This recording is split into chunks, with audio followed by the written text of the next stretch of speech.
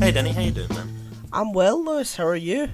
I'm okay. Lockdown is driving me to do things I've been putting off for a long time. I've reorganised my desk, I've fixed my chair, so Wow. my bum hurts slightly less. That's nice. Well, that's it's a slow process of self improvement. I went on a walk, Oh, lovely. so yeah, we're all doing stuff.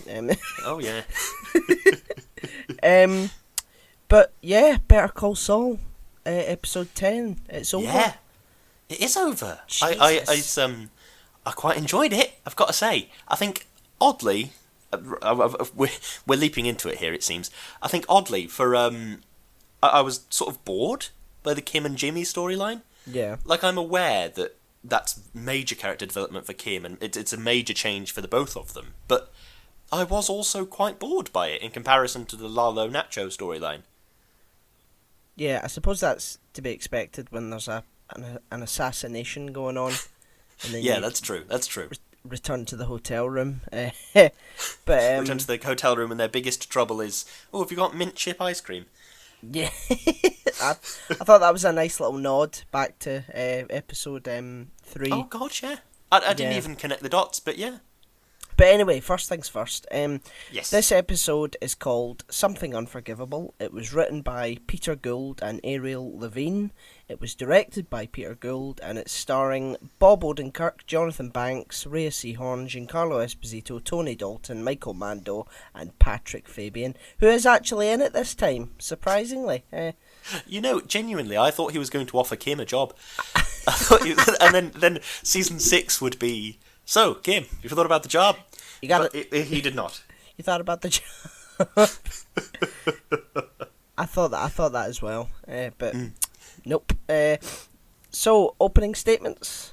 Yes, everything in this world is poisoned and goes bad. Kim breaks bad at the end, the innocents are murdered at Lalo's compound, and Lalo is out for revenge. He's gone from sort of quiet evilness masked by sort of a Salamanca genetic insanity. He's gone from that to actual genuine sort of rage, that sort of John Wick level. I am just a bloody furious.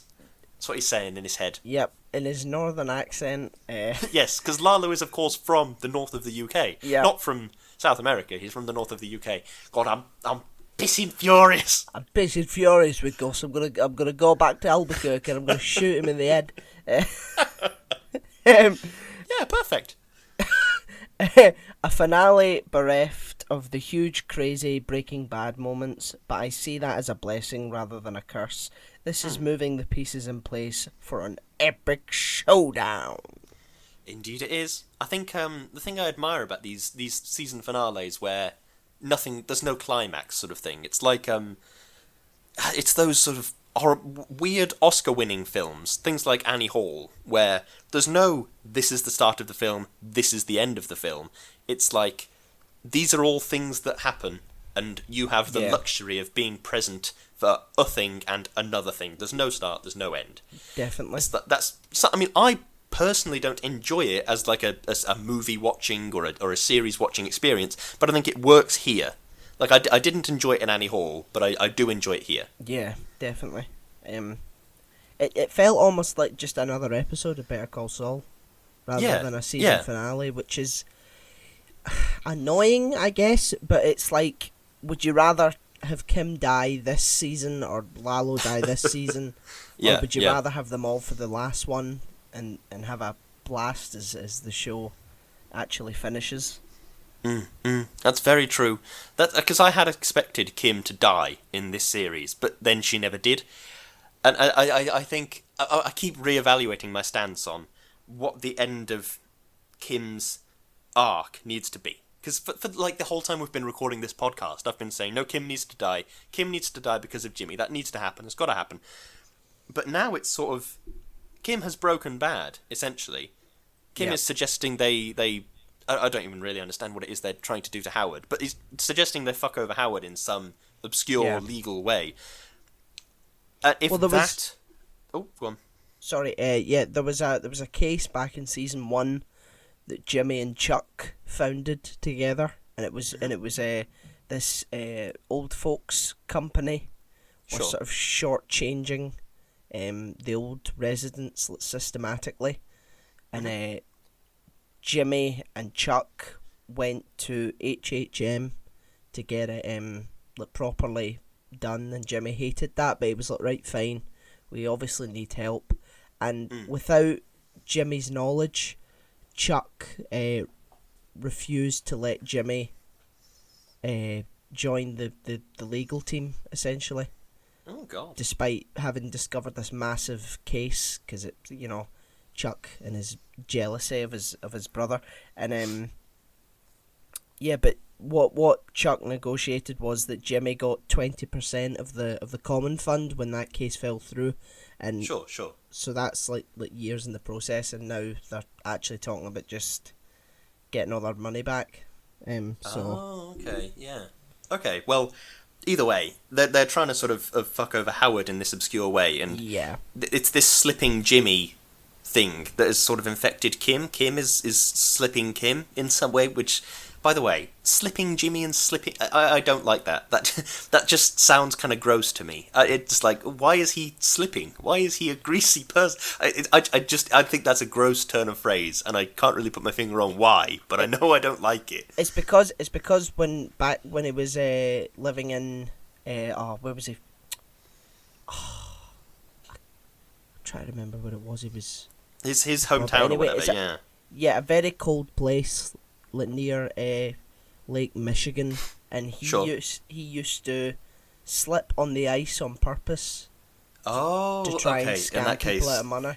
Yeah, okay, that what makes did you sense. think it was? He was covering himself in grease and just slipping all over people. Well, I was like, oh yeah, he's like slipping. It's like a con. He's a slippy guy. I got that, but I just like, okay, yeah, slipping Jimmy. It just feels like he's coating himself head to toe in olive oil and trying to squeeze through tight spaces. That's the image it pictures for me, and I just hate it. But anyway, yeah, Kim is broken bad. And if she then dies because of that, or is injured because of that, or something like that, then I can see that sort of breaking Jimmy in a way, and that's maybe where I see Kim's arc going, perhaps. It's always very hard to tell, but that's sort of the direction I maybe see it going in. I just don't buy it. I can't see her dying, and I just don't think Jimmy would continue in the sort of criminal life with the same vigor if Kim died as a result. But we'll see, I guess. I'm sorry, but why didn't Guss send Mike to kill Lalo? Yeah. I feel like Mike could have got it done in half the time without needing Nacho to open the gate. Yeah, exactly. and have done it successfully. Exactly. The men I chose for this, they're the best in the business. I'm sorry? They are the best. The best in the business. Jesus. Here, where does this hole go? Let's jump down and have a look.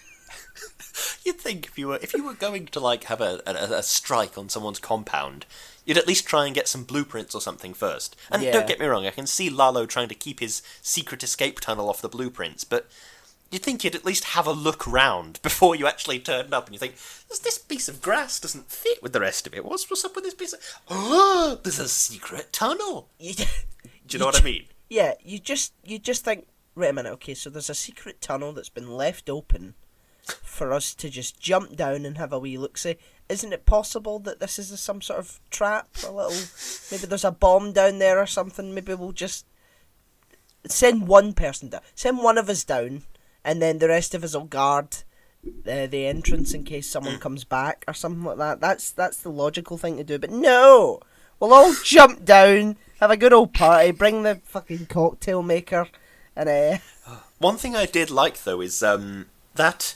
It was a quote from one of the other episodes when Kim went to see Lalo, and Lalo said, "He'll be fine. Your husband, he's like ran his hand across the table. He's like La Cucaracha. He's a born survivor." Yeah. And then Lalo literally was sort of skittering frantically along this tunnel, as in this sort of personifying this La Cucaracha, the cockroach sort of thing of I will always survive. Yeah. I will outsmart these trained assassins. Yeah. Do you know what I mean? I like that.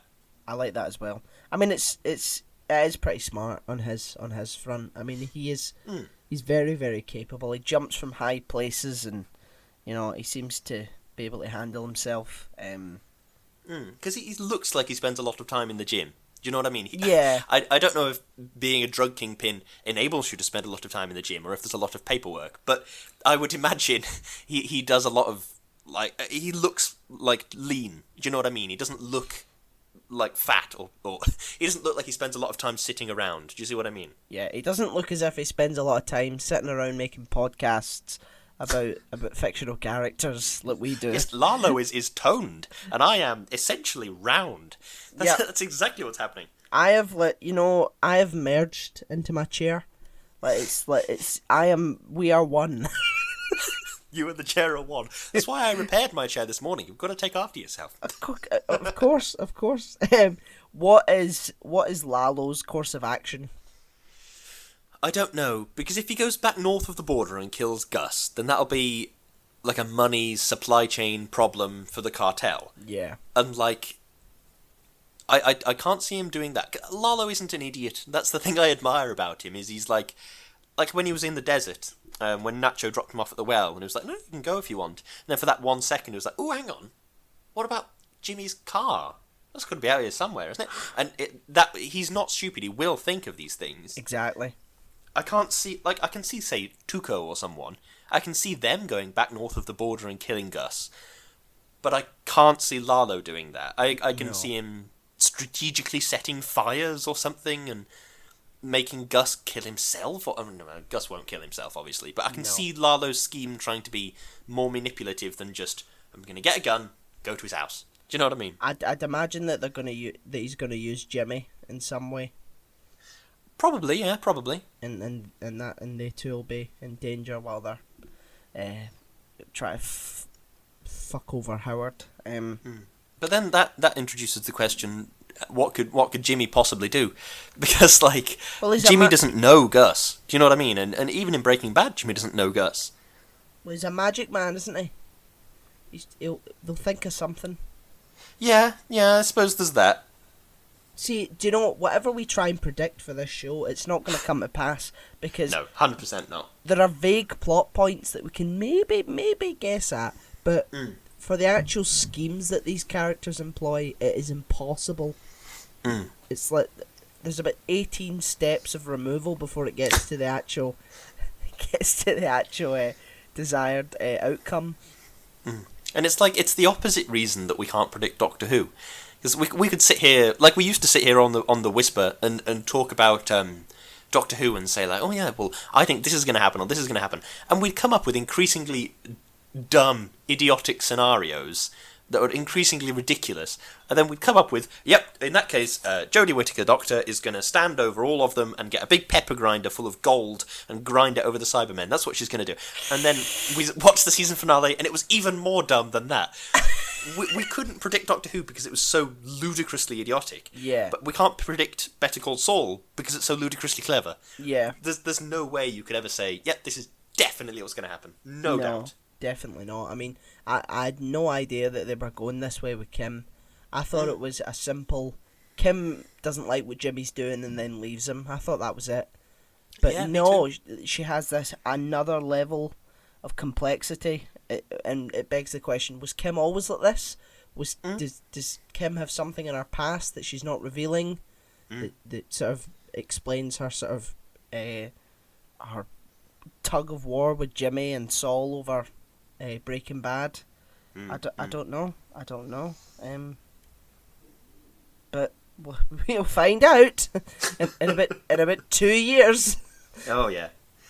It's, right, I know we've already said this, but I can't get over the fact that those assassins were so easily disabled by Lalo. Yeah. If they were the best in the business, Lalo is, say he's the most successful Salamanca cousin or whatever, but he is still just one bloke. Do you know what, if you're a team of like half a dozen highly trained assassins... Yeah. I mean, yeah, Guss was like, yeah, they're the best in their business. What is their business? Sofa building? What? I mean, honestly, I don't know. But, well, we haven't considered that this might have been part of Gus's plan. That's true. That's true. I cannot see how, but Neither can I. I'm sure they'll point it out to us and laugh at our faces as we try and figure that one out. Eh? What do you think Lalo is going to do to Nacho? Because he's figured out that Nacho sort of opened the gate or whatever. Yeah, he's going to try and kill him, I think. Is Nacho in Breaking Bad? I can't remember. No. He's only mentioned. He's mentioned in the same sort of sentence as Lalo, and then the two of them are never brought up again. So, who knows? I have a bit of a question about Don Eladio. Okay. Is he the big boss, or is there someone above him? Or no, he's the big cheese. He's the Don. He's the big guy. Because he doesn't seem to do much, but they're all very scared of him. Yeah, I mean, he literally sits by the pool. There's not a scene where he hasn't been at that house with him in it. Yeah. Every time we've seen him, even in Breaking Bad, he's always been at that house. Doesn't he die in Breaking Bad? Yeah, Guss poisons him in Breaking Bad. Good stuff. Exciting times. Yep, definitely. Yeah. I've got a question. Go on. Mike didn't tell Jimmy that Lalo was going to die. Or did he? I can't remember. But either way. He did, yeah. Oh, okay. In that case, I have no question. Okay. That's me misunderstanding dialogue, I think. What is Gus's next move based on the belief of Lalo's death? Going to the Salamanca house and being like, oh, it's so sad he's dead. What a shame. I am incredibly sad about this. And then saying, I'm going to triple my operations and take over everything he was doing. I'm going to open up 3 billion new chicken restaurants in Albuquerque. Yeah. And just sell shitloads of meth. Yeah, in his honour. Yes. I mean, in his memory. I'll start selling the Lalo special chicken fajita or whatever. I mean, by the time Breaking Bad happens, it's only Tuco that's got his operation against Guss. Oh, okay. So when Tuco's gone, Guss is in complete control of the North, essentially. So actually, that's a good point. Where the hell is Tuco during all this? Oh, he's in prison still. Oh, lovely stuff. He'll get out, and then he'll take Hector out of the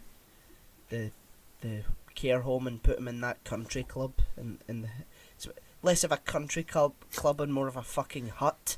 But yeah, he'll put him up there, and then all that shit'll happen with Walt, and then he'll die, and then Guss will have complete control of the North. Yeah. Crikey.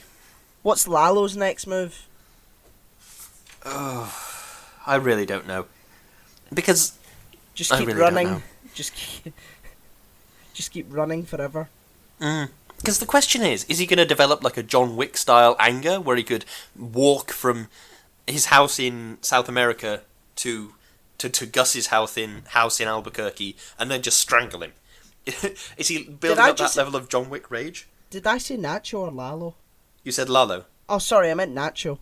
Oh, okay, Nacho. I suppose just keep running. I think if I was Nacho's clever, but he's not clever. I think if you were Nacho, you might go back to Albuquerque, pick up your dad, and say, look, no time to explain, we're fucking off, sort of thing. You have no choice in this, we're leaving. And then just go. Yeah. Or I reckon he's probably going to have to ask Guss that, because Guss won't let him leave, will he? No, that's true. And I suppose Nacho does have that fear of Mike, of like, wherever I go, whatever I do, Mike will find me. Yeah, Mike will track me down. Of course he will. I mean, Mike's Mike, isn't he? He's just... Oh, God, yeah. I wouldn't like Mike running after me. No. But, yeah, I mean, it's so nebulous. This is the most weird... It's the weirdest season finale ever. Because season 4, Jimmy, takes on the Saul moniker, and you're like, alright, okay, he's finally going to get into the life of crime, and that did happen. But now I cannot see where it's going to go. I literally have no idea what's going to happen. Yeah, me neither, to be honest with you. It's bizarre. Yeah. But it mirrored season 4 this season, because it was Jimmy who pointed the fingers at Kim and went, Saul Goodman, and then walked away, and the camera sort of panned back, leaving Kim Pew, pew, looking... pew. Yeah. And then she went... Wow. And Jimmy was the one going... Oh my God, she's broken bad. What am I gonna do? I think Jimmy... Just like that. I think Jimmy's created a monster in Kim. I think that... I think he has too, yeah. She's going to be doing some questionable things next season. They've sort of swapped roles in a funny way. Like, Kim is now this, I've broken bad, I'm doing morally and ethically and legally questionable things. Yep. And Jimmy is sort of going, oh, I don't like that. That's a bit worrisome. Yeah. Which is exactly the opposite of what they were doing at the start of the season. He'll go along with it, though. He loves it. Oh, yeah. He'll be like, yeah, let's do it. That's the question, then. Is he pretending to be worried about Kim for Kim's sake, or is he genuinely concerned about Kim? I think it's the case of smoking hurts my family, and I don't want my family to hurt, but it's an addiction that's very hard to give up. Sure. I think that's the way of looking at it. I could be wrong, but what I really liked was that Howard was the only character who was right this episode. When he said, "You know who really knew Jimmy? Chuck." Yeah. And that's so true. And he's like, as much as I hate to admit it, he's right. Yeah. Chuck warned us right from the end of season 3 that Jimmy would become this person who hurts everyone around him, and he was right, without a doubt. And that, I think that sort of drove Kim to say, "Well, fuck you, Howard. I'll just ruin your career a wee bit." Yeah. Here's a question. Do you think Jim and Kim... Do you think Jim Kim will be successful in their plot to defraud Howard, or whatever obscure thing it is they're doing, to break up that case? I would say so. You think? I suppose, Yeah. like, if Jimmy was doing it on his own, I'd say yes. But I think with the both of them doing it, it feels like maybe one of them's going to have sort of a not a moral lapse, the opposite of a moral lapse. They'll go from being morally lapsed to morally hyper-aware sort of thing, and think, oh, actually, hang on. I keep thinking maybe something like that's going to happen. I'm not sure. like this season where Kim sort of went, "No, I don't want to do it anymore, let's just end it," and then Jimmy went ahead with it. Jimmy, I don't think Jimmy will be the one to have the moral relapse. If anything, it'll be Kim. Perhaps, that's true. But I don't see them having a moral relapse now. I think it's like that was Kim sort of saying, "I'm finally just giving in to marriages, and I'm just gonna do it." Yeah. Yeah. So I feel like the only way I can see this sort of scheme potentially breaking up is if... Oh, I've already forgotten what I was going to say. Bugger. Go on, Cocker. I'll try and help you remember. The only way you can see the scheme breaking up is if... Yeah, it's not helping.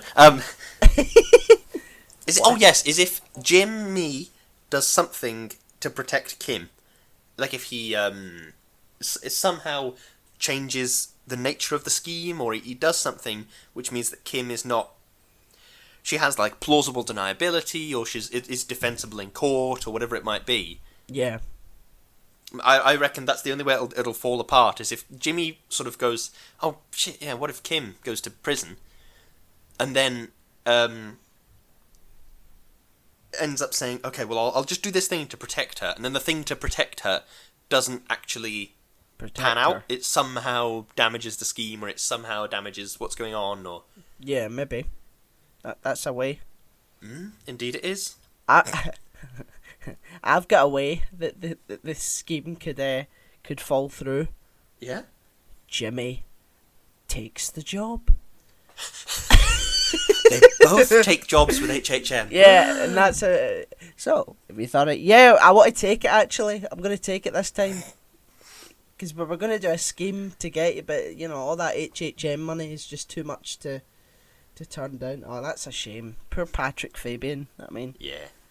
Can you imagine getting a phone call at the start of the season, and everyone's like, yeah, Lalo's going to be scheming against Guss, and there's going to be a big shootout at the end of the season. Guss is going to be manoeuvring the chess pieces around. Mike's going to fall deeper into the criminal world and become even darker, and he's finally going to just break away from his guilt. Saul's just going to become more colourful, more slipping, more crooked. Kim is going to take a very interesting turn, and what you're expecting is not actually what's going to happen. It's going to be even more complex and sinister, and Nacho is still reeling to get out of this shit with his dad. It's all very, very exciting. And then you see Patrick Fabian going, and what am I doing? Oh, well, ha! We've got a good one for you, Pat. You're going to become a meme. You yeah, you are going to continuously offer a job to someone for 4 episodes straight, then to be told to fuck off. How's that? And then possibly your entire character arc will be ruined next season. So, is that great or what? Jesus. Oh, that's a shame. I mean, you've got to have one character that deserves it, or our sort of weird moral flexibility as viewers deserve Yeah. it. That always happens. It's like when I was watching Breaking Bad for the first time, like Walt was like busy poisoning kids and shit like that, and Skylar was just like, "Oh, come on, you need to stop this," and I was just this horrible little shit who was just like, "Shut up, Skylar, you bitch."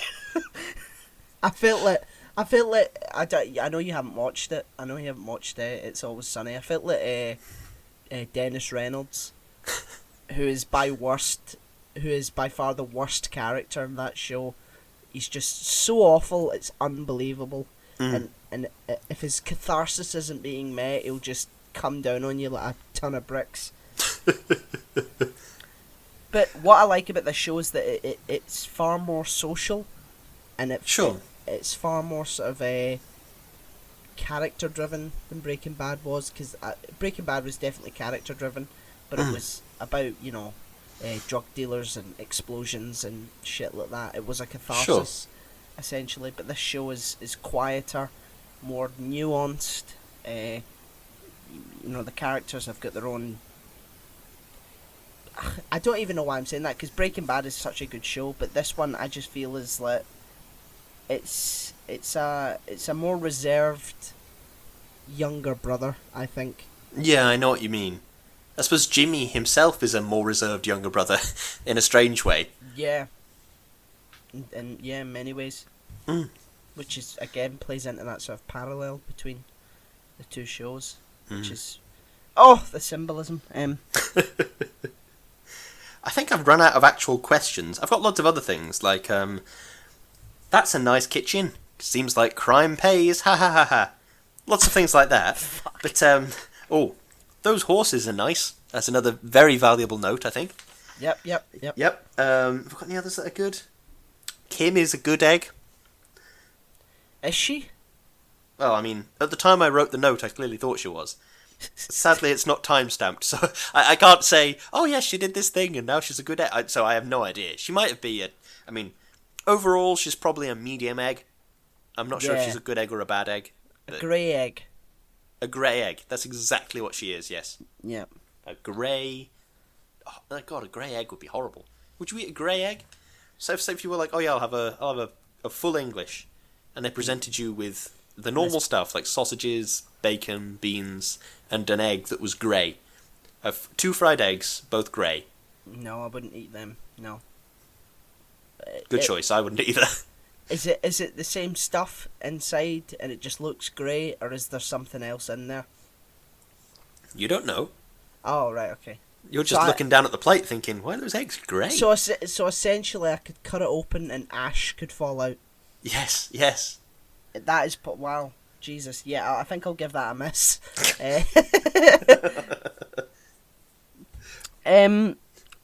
Well, we could always predict how the show will end. Yeah, sure. I mean, we'll get it wrong, yeah, certainly, I'm happy to have a go. I think Lalo is going to die, I think Lalo is going to die accidentally. I don't know why I think that, but that's a hunch I'm getting. I don't think it's going to be like a deliberate thing. I think there might be some kind of caught in the crossfire moment where Lalo is accidentally hit with some shrapnel or something like that. I don't know if, because I think if Gus's emotional journey Gus's emotional journey, listen to me, but if Gus's journey of trying to kill Lalo and then succeeding, if he succeeds, I don't know if it would be quite as good, though I can't really put my finger on why. I think I want Lalo to die accidentally, or somehow not quite at the hands of Gus. Yeah. Like how in Rick and Morty, when Rick tried to commit suicide, and it was sort of up to chance whether he lived or died, and he just happened to fall asleep, and then he lived. Yeah. So, but like, I that. think I kind of want it to be like that. Yeah, I kind of want a bit of chance to come into it, a bit of random chance. The one thing I'm certain of is that Lalo has to die, or at least Gus has to think he dies. Yeah. And Jimmy has to think that he's alive. Yes. So that's makes it a bit more difficult, I guess. Although does Lalo have enough mystique in Jimmy's mind for Jimmy to think, well, somebody's told me he's dead, but they could always be lying. Lalo could have always just escaped and be on the way. How do we know, you know? I mean, if Mike told him, I think he'd believe him. Yeah, Because Mike wants Lalo dead as much as thingy. But I doubt that Mike will I think Mike will probably go, yeah, Lalo's still alive and he's out there, so you better be careful. That's true. That seems like a Mike thing to do. It could be a way to control Saul in some way. But keep a low profile. Don't plaster your face on loads of billboards. Don't run TV ads. Yeah, but he does that anyway. Better Call Saul! Better Call Saul! I can't wait to see the first one of them made in this show. I was out drinking and driving, just minding my own business. You are under arrest. I better call Saul. Oh, what we stand. I think I've run out of notes, Cocker. Have you got anything else? No, I'm done. Closing statements. Sure thing. Fucking hell, that shootout was intense, wasn't it? Not sure what's going to happen next, and I'm looking forward to whatever it might be. Short and sweet. That's how we do it in this town. Yeah, that town. That old town. Yep. Stoke-on-Trent. That old town, Stoke-on-Trent. Yeah. Is that a town? There's no cathedral, so technically it's a town, but it has the population of a city, I think. Oh, interesting. Boring facts with Lewis Brindley. Well, it's about where you live, I suppose. I mean, yeah. So boring facts with Lewis. Well, shit. I'm glad and annoyed. On the one hand, this is a season finale, and I was expecting a huge moment like Guss being killed at the end of season 4 in Breaking Bad. However, I think having the major players for a final season of carnage is the right move. Kim's story, intermission, while I turn the page, is now completely nebulous. And I actually love how in the dark I am over this. It's all very exciting. All I know is everything isn't so good, man. So bad, man. Ahaha! Very good, Danny. I'm very impressed with your wordplay there. Sometimes you just come across as like a parent that's just sort of patting their child in the head. It's just like, yes. Yes, this drawing is very good, Danny. I'm very impressed. This drawing was of Baldrick. He calls it My Family and Other Animal. It's just white dots on a fucking canvas. Oh, God. Well, I think that's it, Cocker. Yeah, that's Have we got, is it time for a cheeky bit of shelling? Yeah, it is. It is. Go on, shell. Go on. Go on. Come here. I am on Instagram at O'Hiram. I am on Facebook at Daniel K. Actor. I am on Twitter at Kerzo2000. What are you on, Lewis? I am on Instagram at Lewis_Brindley. I am on Twitter at LewisBrindley4, and I have a Facebook page called Lewis Brindley. Yes. Mm. We are hosted by Podomatic. We are on Spotify. We're on Apple Podcasts. We have a YouTube channel. We're on Deezer. We have a PayPal donate button. Anything you can spare in this tough time. We have Patreon, and we'd like to thank our two lovely patrons, Darius and Chloe. So thank you to you both. Indeed, thank you very much. And we are partnered with a lovely company called Number 12 Crochet Avenue, and this is where Lewis takes over because I am so illiterate. Yes, Danny doesn't know how to read. It's a real problem.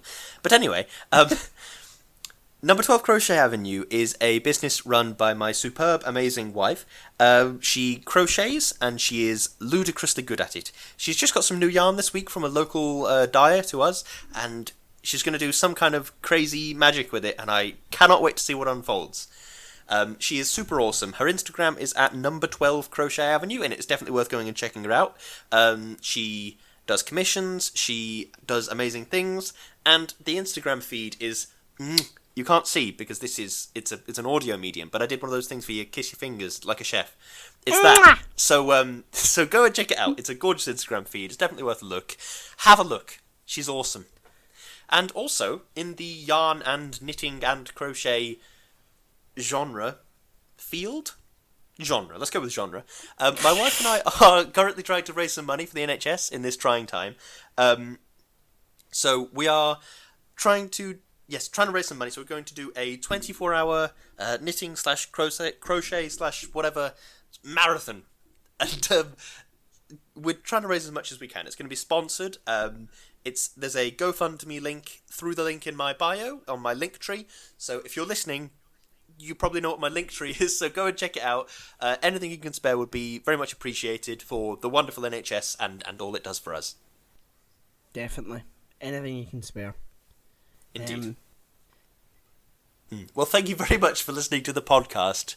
I hope you've had a wonderful time. We will be back doing more Whispers because Rick and Morty is coming out, which is good stuff, isn't it? I don't know when. I hope Danny knows because I'm just hastily Googling it. It's coming out in May, early May. Good stuff. I remember Chloe showed me the dates that it is coming out, which I'm hastily trying to find, so I am currently vamping for a second. I can't find it, but it's soon. As soon as we know, we will let you know, and we will keep releasing episodes of the podcast. Well, yeah, that's Better Call Saul. Done. Jesus. It is. Better Call Saul Season 5, finito. So sad. Well, hopefully we'll be financially stable enough to continue doing this for Season 6, but who knows? Anyway, thank you so much for listening, and we will see you next time. Indeed. Thank you very much for listening.